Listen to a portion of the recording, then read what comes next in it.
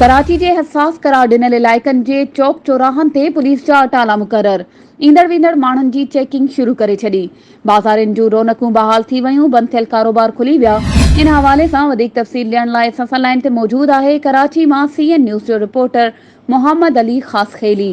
जी मोहम्मद अली, कहिड़ा तफ़सील आहिनि अव्हां वटि? जी बिल्कुल नायला, कराची के हिसास करार ॾिनल इलाइक़नि जे चौंक चौराहनि ते पुलिस जा जेके अटाला आहिनि उहो मुक़ररु कया विया आहिनि। ईंदड़ वेंदड़ माण्हुनि जी जेका आहे उहा सख़्ती सां चेकिंग जेका आहे उहा पिणु जारी आहे। जॾहिं त सोराब ॻोठ ऐं उनजे आसपास जूं जेके बाज़ारूं आहिनि उन जूं रौनकूं पिणु बहाल थी वियूं आहिनि। बंदि थियल कारोबार जेके आहिनि उहे खोलिया विया आहिनि। SSP ईस्ट सैयद अब्दुर्रहीम शिराज़ी जी अॻुवाणी में अल्लाह सिफ सुपर हाईवे खां जमाली पुल सुपर हाईवे ते 3 ॾींहं पे जेको आहे पुलिस जी वॾी नफ़री पिणु मौजूदु आहे। उन वाले सां SSP ओभर अब्दुर्रहीम शिराज़ी पंहिंजे जारी बयान में चयो आहे त ज़िले ओभर में अमन मान जी सूरत हाल मालूम ते आहे। कारोबारी मरकज़ खुलियल आहिनि, सूरत हाल पुलिस जे कंट्रोल हेठि आहे।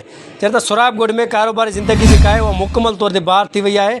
ज़िले ओभर जा समूरा DSP SHOs इलाइक़नि में गश्त ऐं स्नैप चेकिंग ते बि मसरूफ़ आहिनि। पुलिस कंहिं बि अणवंदड़ वाक़े खे फौरी तौर ते मुंहुं ॾियण लाइ उलरट आहे। शहरनि जी हिफ़ाज़त लाइ समूरा उपाउ जेके आहिनि उहे वरिता पिया वञनि।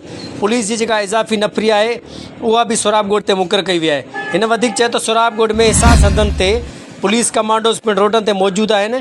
पुलिस फ़साद जे इल्ज़ाम में मुलवस जवाबदारनि खे गिरफ़्तार पिणु कयो आहे। जवाबदारनि ख़िलाफ़ केस दाख़िल कया विया आहिनि। केसनि में दहशतगर्दी जा कलम पिणु शामिल आहिनि। जी महिरबानी मोहम्मद अली, तफ़सीलनि खां आगाह करण जे लाइ।